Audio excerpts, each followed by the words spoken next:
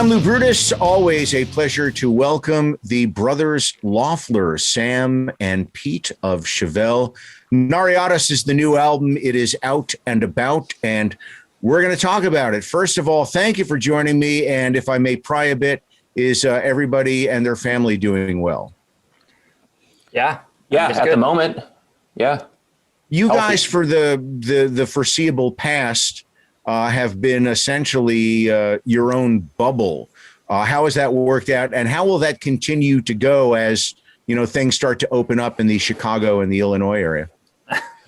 Yeah, it opened up to Tier 1, I think is what it's called, recently. So restaurants are open if you want to go, and some schools are opening to like limited capacity, things like that.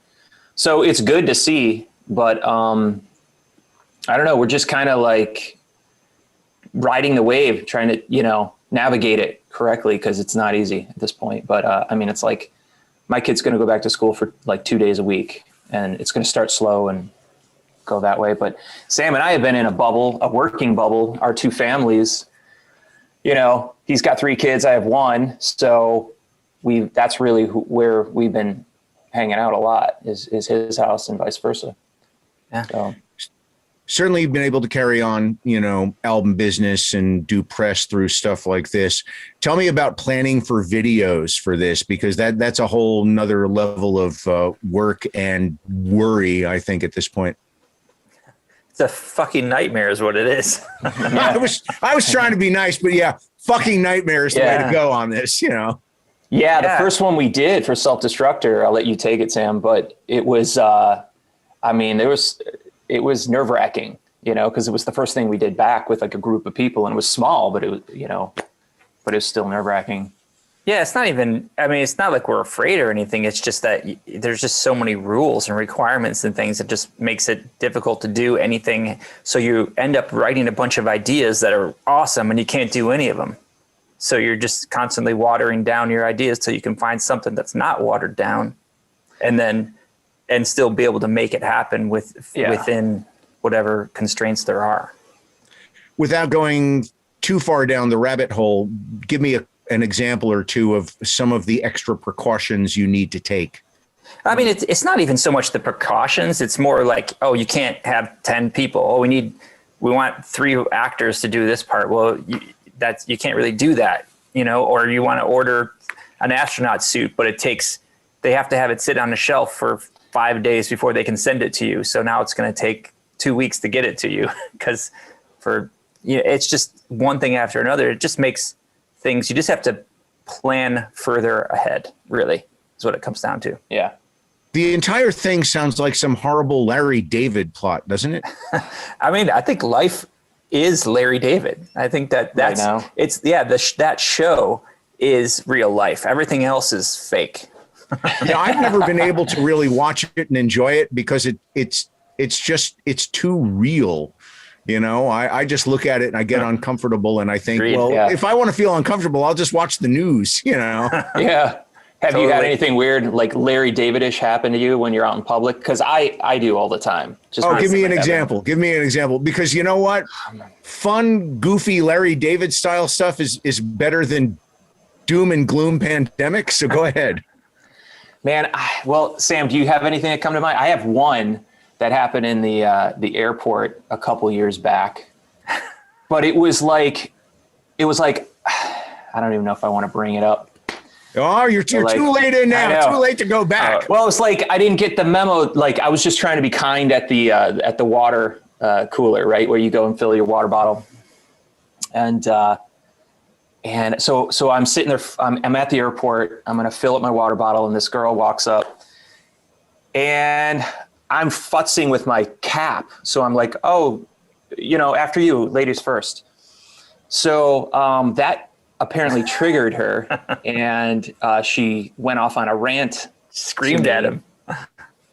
We're all just people today. And I said, oh shit. Okay. I'm fine with that too. And I walked right into her trap of, you did. You said, asshole. I assumed. So I learned a valuable lesson there, just Don't do be your kind. shit. Yeah, don't be kind. Just do your shit. I'd have screamed back, "Soylent Green is people" at her and just walked away after that. Well, you know, typically you come up with about 1,000 great things to After say the in fact. response after the fact. Yeah. You'll be reliving that moment Yeah. over and over again every time you shower for the rest of your life. Yeah, I know. It's like, yeah, what are you going to do? Yeah. Live and learn. And like Sam says, just be kind. Although Sam's a nihilist. So where do you get that from? I don't know. Just be kind. Yeah. If everyone were kind, we'd have zero problems. Yeah. Fuck you. Yeah. Fuck you. Nice sentiment, hippie. Right. So let's get that was all very enlightening. Right. Let's talk more about the record, though, without getting too deep into any lyrical content, which I know you guys are never crazy about. I think there might be some overarching themes that you might be okay discussing at this point. Sure, we could try. Okay, take it. Let's start with space. Yeah, well, I think we're all just kind of sitting back and watching the progress on trying to get to Mars, aren't we? I mean, sure, with Elon Musk and all the other people. So that's just fascinating, just cool content. You know, I'm trying not to get too deep into some of these other things. You know, socially speaking. So I'm trying to just pull off the things that I watch late at night when I'm home alone. You know, these videos. So it's kind of this is kind of a spacey themed album, fully. Yeah. To expand on what Pete's saying too, obviously Pete writes all the lyrics, and one of the things that he focuses on is not focusing on I, me, we, you, things like that, because that so it ends up being, well, let's do it about a subject because it's more interesting than just singing about himself the whole time. So it just opens up the whole world to lyrics. I think that's a big part of it. I mean, after this long of writing lyrics, you know, like it or hate it, what we do, it's just, I have tried to grow lyrically and, you know, and like Sam said, not try and just sing about, you know, a breakup or something like that, you know, which is fine if people want to do that. But, you know, I don't know, I've written about like, you know, Bernie Madoff and, you know, like, you know, just weird topics just because it's more interesting to me. I mean, taking out the trash and getting stalked by a gargoyle, to me, when I walk down my driveway, I mean, it's funny things like that, trying to pull from, you know, random experiences and things like that. So next song is going to be about a water cooler and trying to fill my bottle. So it's coming up. One thing I love to look at with records is the sequencing of the tracks and also the structure of how the album rises and falls through the course of a listening. And one thing I've always been a sucker for is when an album opens with a special opening tune, or in many cases, an instrumental. And that's the case with this. I'm looking at my notes to make sure I say this correctly. Verruckt. Which, I mean, I know it's a German word and it's got some pop culture connotations. I'm curious if any of that fits in here. Well, it's funny because we wanted to kind of go back to our beginnings with point number one. And it felt so good to have sort of this intro. Back then, we used to start the show with it, and then it leads into a song. So we thought, let's try that again. But it was like the last song we wrote for the album. And it's the first song on the album. And I wrote lyrics to this as well. I just never... We just may never put it out that way. We just felt like this song needed to be its own thing, and it was better without it. And, it has a purpose in that it works for the beginning of our show for the next tour, if and when that happens. I mean, if touring comes back, and it might just be on the next album anyway. So who knows? So Live from the Living Room album, perhaps you could use that as the opening number. Yeah. I mean, it could happen. So tell me about the, before we dig in perhaps to some more specific songs, are there any thoughts or any insight you can give on the overall audio and the sonics of this album? heavier, faster, lighter? What did you want to accomplish when you went in on this record to evolve and differentiate from what you've done before? Yeah. You know, to answer that question, it's a difficult question because you look at an album and it's not like you can just say, all right, I'm going to make this album and all the others have been square and this one's going to be round, because you kind of got to see where the music takes you.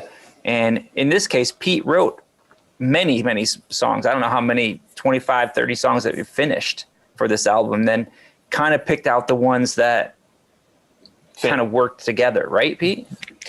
Yeah. I mean, fit a theme or whatever, but there's a handful of songs I want to revisit and rework. Yeah. And make better, you know, taking our time a little more, which we may have now for the next one. But it's weird. You finish a record, and because of COVID, we can't really do the full circle thing and tour now. So now we're thinking about more music, aren't we? You know, because we're here at home. Yeah. You know, but talking about Niratias, I think, you know, in talking with Sam and Barisi, we did the heavy thing. We did sort of the North Quarter, La Gagola, really heavy riffs and screaming. I scream a lot on a lot of these last two albums, and I really just we came to the conclusion that maybe I should try and get back to my singing roots a little bit more. So I think people will notice that on this album. Agreed. I think they'll feel that. Well, and also I would have to think it's just better for your headspace to approach records and try different things record to record, because if you do the same thing, you get bored, and then output tends to kind of suck after that for most people. Absolutely. In fact, I mean, we talk about that all the time, don't we, Sam? How we need hobbies away from music to come back to music and have something to write about. Yeah. Actually, I'd like to revisit the hobby aspect. We can do that a little bit later. If you were to look at this record and pick out, not necessarily, hey, I think this will be a great radio song, but if there were songs on there in particular, and perhaps if each of you can mention 2 or 3 off the top of your head, what would be the tunes that you like the most out of these sessions? Yeah, it's hard. It's hard to say. It's like picking your favorite child, which is actually easy for me to do. One of them's awesome. The other 2 suck. No, I'm half kidding. One of them sucks. But I love my children very much. Pick out a couple of songs and tell me, you know, why you like them, what you think is good about them, or what stands out for them. Sam, you want to go first, or Pete? Well, yeah. I mean, I don't know that I have necessarily a favorite songs. There's a song called Mother Earth, which is, I'm still pretty attached to that song. I was surprised that it didn't come across as being just sort of like the obvious first single to me. Like I really thought it was, but basically nobody agreed.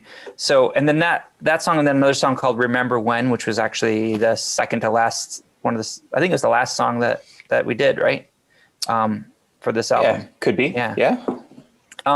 They just all have sort of their own thing because they turn into something. And when you listen back to them, it's hard to listen back because it's hard to listen to your own music after you've worked so long, because it's just beat into you.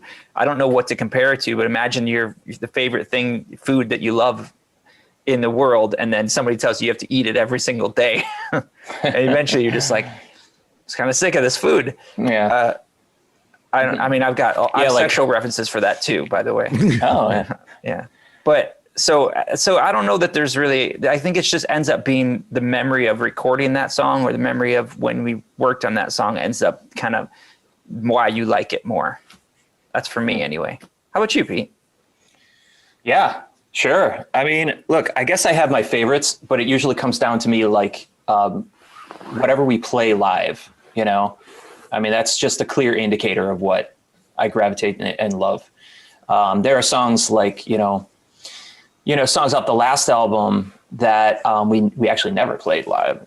And there's a song that not a lot of people really probably know about called One Ocean that completely, it's a total departure from what we normally did. And I thought the label would love that. Turns out they never even really talked about it. Yeah. I don't know if anybody heard it over there, but I wrote it for a TV show that I had hoped would pick it up because it's all about the ocean and protecting that. Anyway, they had a Smashing Pumpkins song on the beginning of their show. So I kind of like my own idea in my head of what I wanted that to happen with. But that's that's a couple albums ago. For me, my favorites are the ones we play. So we've rehearsed a song called Mars Simula, which will probably be the second single, we're hoping. And we're shooting a video for that in about a week. Yeah. That concept for the video? Yeah. So again, this is going back to what Sam was saying. It's just super difficult to make some of your ideas right now. Yeah. And I had some great ideas that were in my head that I thought we could pull off, but we're going to probably do a performance video on this one. I think the first Self-Destructor video is sort of telling a story. It's a mini movie, and it has elements of both performance and acting. This one may just be sort of a throwdown kind of energetic, chaotic performance video, which I think when you hear the song, will make sense. I hope so, because this song is going to be a banger live. Yeah, we'll play it every day. Yeah, we'll play it every day. And so, I mean, I love playing Self-Destructor. I love playing Mother Earth, So Long Mother Earth. I love playing Verruckt. I played Remember When the other day when I was working out. Just popped up in your playlist. Yeah, My Ghost is sort of like a throwback to, North Corridor, and shit, I want to perform these, man. I think it's sort of cliche, but it's cliche because it's true. It really is more fun for you guys once you're able to get back on stage to play this newer stuff than songs, beloved though they may be, you've played a bazillion times before. Yeah, that's totally true. We talk about that. We talk about that once in a while too. And you don't hear Bruce Springsteen complaining about it. So, he's been doing it pretty long, and you don't hear Aerosmith or Rolling Stones complaining about playing the same songs for 40 years, right? Do you not? Like, I love hearing my favorite musicians bitch about that topic. Oh, I do too. I love it. Like, I heard somebody from Mastodon the other day, someone in an interview, and he was so pissed off, and he was like, I love country folk music. What am I doing playing in a metal band? He was going off, and I loved it. I was riveted. I was like, you're in an amazing metal band. You have a great legacy, but I love to hear that. I love to hear the dirt and the negativity. For some reason, I don't know, it pulled me in. So let's get negative.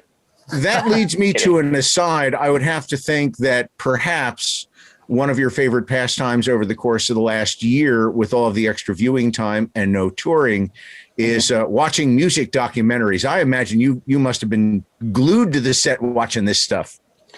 Yeah, I mean, everything is on YouTube. So if you just, it's like, they're like Google. Just put anything into YouTube, you'll find it, and you'll get clips, and then you'll know what to go buy. But yeah, I mean, that's a hell of a wormhole to go down, isn't it? It is. Yeah, and we'll get back to other things in a moment. If there were a music documentary or two that you would tell people it's well worth watching, even if you are not particularly interested in the music of this band, what would it be? For example, I always tell people to watch The History of the Eagles Volumes 1 and 2, because it is just a warts and all look at the history of the Eagles. Like, it's crazy that they let it all go. But they did, which I think is an awesome thing for the Eagles. Yeah. What about you guys? Well, what about that Metallica, documentary that came out years ago? Some Kind of Monster. Is another one I can't believe they let out, but I'm glad I can't either. I've watched many clips over the past week, this past week and I'm riveted. I'm like, oh my gosh, they're talking about packaging and how they love it or hate it. And they're talking about like, oh man, it's so interesting. So brilliant. And you're right. Like, I'm shocked too that they put that out. I mean, it was, but you gleaned so much from it as a band, and obviously they're doing it at a different level than almost everybody, but that doesn't matter. We're all essentially doing the same thing. And you gain so much from it, for sure. Well, it's just supportive to see your like your heroes going through similar things. Agreed. And you're right, they're on a global scale, massive success. Yeah, we're this tiny rock band, but it's interesting. It's good content. And yet a lot of the stuff, and this is not just Metallica, it's sort of a common thread I see through many music documentaries. Some of the problems you have being in the band is the same shit that I saw with my friends' high school garage bands. It's like arguing over this and that. And it's like, oy vey. Yeah, totally right. Definitely totally right. Why aren't my songs getting played? I've been watching some of this David Crosby, these comments. He just goes on Twitter and he's just nasty sometimes. Like he said some awful things about Eddie Van Halen when he passed. That was not, and these aren't really funny. He had to walk those back, Yeah, so it is, it is something Sam and I talked about the other day, when you go out there and you put things out there, I should say, they're pretty much out there forever. So you do have to watch your tongue sometimes. And Sam and I, when we get on that downslope, when we could feel each other, like we're like, we're getting negative, like, when rehearsals sounding crap, we were like, it's probably best not to do interviews or tweet when you're in that mood. That's right. Don't tweet angry. Don't fuck it up, right, Sam? That's right. And don't drink and tweet. Nowadays. Don't drink and tweet. Yeah. Which we all do, right? It's when you get your best content. That's when you're drinking. This is water. It's also what the delete button is for as well, Yeah. You can hit it quick enough, right? Well, one last thing, and we can speak specifically about the songs on the record, but I think it's in general for any new music. As you are writing it, as you are recording it, or as you are listening to it for the first time and sort of letting it wash over you and get to know it, are you keeping what is this going to be like to perform in the back of my head? Do you ever change arrangements or writing thinking, gee, this would be great, but it would be a nightmare to do on stage. Let's do it a different way. How does all that sort of relate to one another? Yeah, I mean, it definitely comes up for me. Singing and playing this shit every night. I have to know that I can do it, especially if it's a single. So I learned early on that I can't not play and sing the new songs if it's going to be a single, if it's in that territory. So I'll have a mic and then I'll mouth the words as I'm recording it, just to make sure that if I do need to tweak it to sing along. Yeah. Which, I mean, preparation is everything before you go in the studio. I mean, just, you can't do enough of it, really. Right. I don't know about you, Sam. You're totally right. I think about some of those songs that Chris Cornell sang and a bunch of other people where this super high stuff. Odd time signatures and things like that. And trying to play some of these things you get lost doing. I learned sorry, go ahead. No, that's it. That's exactly right. So we've heard that. And sometimes I'll hear a song on the radio or in a record and be like, oh, that guy's going to have to do that every night. And that is going to be difficult. He's not going to be able to do that. And I respect people who do it. And when they sing it down an octave or something, I understand why, because you got to get up tomorrow and do that same song. Yeah. Yeah, I remember going to see Led Zeppelin at the O2 Arena on their big reunion show, and it was brilliant. It could not have been better. And I remember seeing some reviews afterwards, people complaining, well, they tuned down the songs for Plant. And I'm like, guys, he wasn't hitting those notes in 1972. Of course they brought them down, 40 some odd years later. Some people just look for stuff to bitch about. So they really do. What are you going to do? That's just that Led Zeppelin show really sucked. What's wrong with you? What's wrong with you? Expect? Well, the guy's 65 years old or whatever he was at the time. Yeah, it's amazing he's doing it at all. Good on him. Yeah. Well, listen, I'm so glad to see you guys looking well. I wish you all the best in the coming months with not only the album, the hope to get back on the road, and of course all the family stuff. So I hope you stay well, and my best to everybody there in Chicago. I can't wait to get back to Chicago. We're going to Peace Pizza I'm coming to town as soon as I can travel. We're all going to Peace Pizza, and that's just the way it is. That's Nice. fantastic. Got to do it. I'm down.